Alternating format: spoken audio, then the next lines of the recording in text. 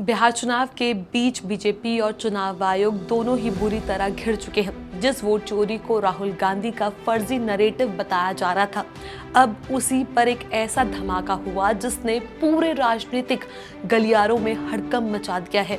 राहुल गांधी के hydrogen bomb फोड़ने से पहले ही एसआईटी ने वो बम फोड़ दिया जिसने बीजेपी और चुनाव आयोग के होश उड़ा दिए हैं, जिस पर प्रधानमंत्री मोदी के चाणक्य कहे जाने वाले अमित शाह बार बार सफाई दे रहे हैं कि वोट चोरी का कोई खेल नहीं चल रहा। अब उसी खेल में बीजेपी के नेता फंसते नजर आ रहे हैं। नमस्कार, आप देख रहे हैं द हिंदी टॉप और आपके साथ मैं हूं चेष्टा नागर।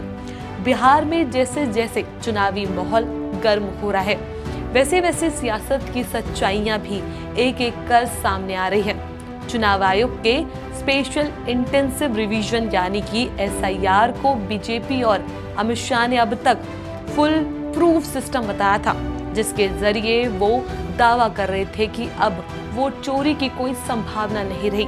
लेकिन इसी एसआईआर के अंदर अब ऐसा खुलासा हो रहा है जिससे बीजेपी और चुनाव आयोग दोनों की विश्वसनीयता पर सवाल खड़े हो गए हैं। दरअसल बिहार में बीजेपी नेता खुलकर सांप्रदायिक भाषणों से माहौल गर्म करने में लगे हैं।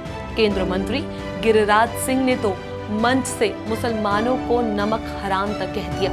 आयुष्मान कार्ड मिला, कहा हाँ मिला, हिंदू मुसलमान हुआ, कहा नहीं हुआ। हमके लिए बड़ा अच्छा, आपने हमको वोट दिया था, कहा हाँ दिया था। हमके जड़ी खुदा का नाम लेके बोलिए तो कहा नहीं दिया था। हमने कहा नरेंद्र मोदी ने गाली दिया था तो नहीं, हमने गाली दिया था तो नहीं। मैंने कहा तो मेरी गलती क्या थी? जो किसी के उपकार को ना उपकार माने उसको नमक हराम क्या बोलते हैं? अरे जो किसी का उपकार ना माने उसको क्या बोलते हैं? उसको क्या बोलते हैं? मैंने कहा मौलवी साहब, मुझे नमक हरामों का वोट नहीं चाहिए। वहीं चुनाव आयोग के मुख्य अधिकारी ज्ञानेश कुमार, जिन्हें बीजेपी के करीब माना जाता है, वो चुप्पी साधे बैठे हैं, जबकि आचार संहिता के तहत गिरिराज सिंह पर तुरंत कार्रवाई होनी चाहिए थी। लेकिन आयोग का मौन रहना ये दिखा रहा है कि जैसे वो सत्ता की भाषा बोलने लगे हैं। अब जरा देखिए वो धमाका जिसने बीजेपी की पूरी पोल खोल दी है। कर्नाटका में चल रही वोट चोरी की जांच के दौरान एसआईटी ने बीजेपी के पूर्व विधायक सुभाष गुट्टेदार के घर से जले हुए वोटर रिकॉर्ड बरामद किए। यानी 2023 विधानसभा चुनाव के दौरान मतदाता सूची में हेराफेरी के प्रमाण मिले हैं।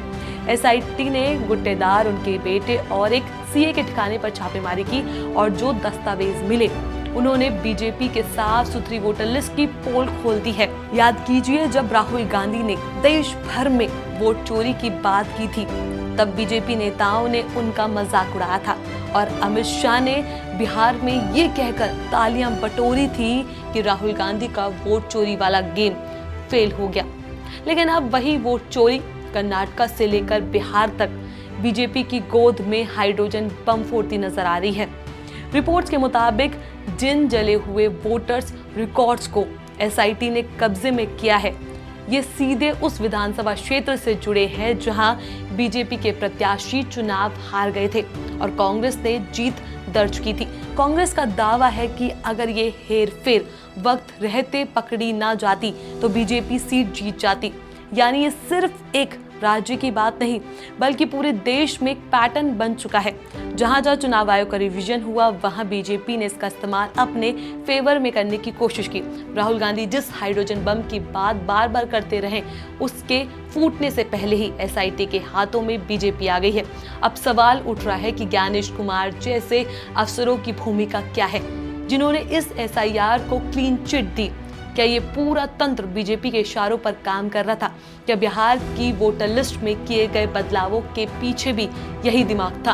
अमित शाह का ये दावा कि एसआईआर से फर्जी वोटर बाहर हो जाएंगे अब पलट गया है, क्योंकि जमीनी हकीकत ये बता रही है कि फर्जीवाड़ा मिटाने के लिए नाम पर असली वोटरों के नाम काटे जा रहे हैं। और घुसपैठियों के नाम पर मुसलमानों को टारगेट किया जा रहा है। अब जनता के बीच ये चर्चा तेज हो गई है कि जिस वोट चोरी का आरोप कांग्रेस ने लगाया था वही अब बीजेपी के गले की फांस बनता नजर आ रहा है, क्योंकि राहुल गांधी का ये दावा सही साबित हो गया।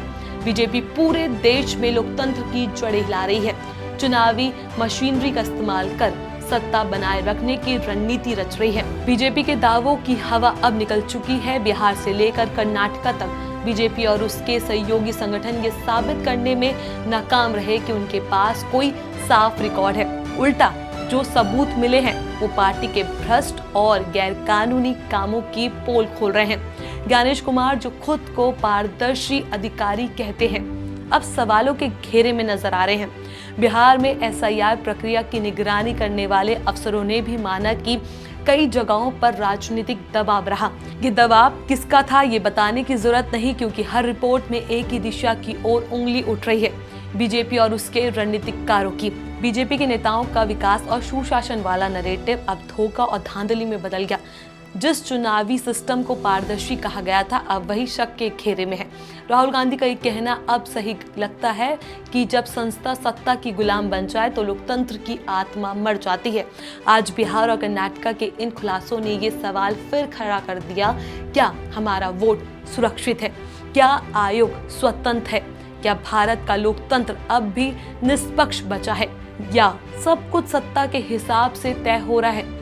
तो राहुल गांधी के हाइड्रोजन बम से पहले ही एसआईटी ने बीजेपी और चुनाव आयोग की पोल खोल कर रख दी है। अब सवाल सिर्फ इतना है, क्या ज्ञानेश कुमार और चुनाव आयोग इस पर जवाब देंगे, या फिर ये मुद्दा भी ठंडे बस्ते में डाल दिया जाएगा? क्योंकि अगर वोट की चोरी को छिपाया गया तो लोकतंत्र की बुनियाद ही हिल जाएगी। बिहार से लेकर कर्नाटक तक जिस तरह से सच सामने आ रहा है वो बता रहा है कि अब जनता सब देख रही है। इस पूरे मुद्दे पर आपका क्या कुछ कहना है? वोट चोरी को आप कैसे देखते हैं? क्या आपको लगता है कि आपका वोट सुरक्षित है या नहीं? हमें अपनी राय कमेंट सेक्शन में जरूर बताएं। ऐसी और भी वीडियोस के लिए आप हमारे चैनल द हिंदी टॉप को सब्सक्राइब कर लें। इसके अलावा आप हमें एक्स, फेसबुक और इंस्टाग्राम पर भी फॉलो कर सकते हैं।